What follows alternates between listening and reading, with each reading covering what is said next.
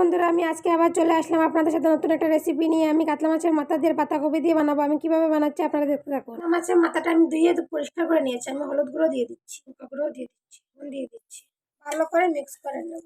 কড়াইটা গরম হয়ে গেছে, আমি তেল দিয়ে দিচ্ছি। তেল গরম হয়ে গেছে, আমি দিয়ে দিচ্ছি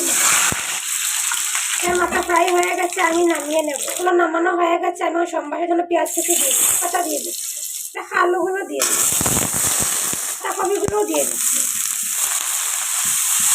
লঙ্কা দিয়ে দিচ্ছি, মটর দিয়ে দেবো, মটর লবণ দিয়ে দিচ্ছি। অল্প সময় ঢাকা দিয়ে আমি রেখে দেবো। এটা আমি নামিয়ে নেব।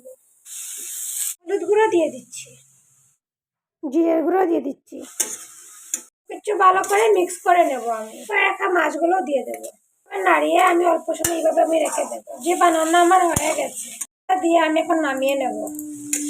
পাতাকপি দিয়ে কাতলা মাছের মাথা দিয়ে কিভাবে বানিয়েছি আপনারা তো দেখতে পেয়েছেন। যদি ভালো লাগে থাকে তো লাইক আর সাবস্ক্রাইব করবেন প্লিজ।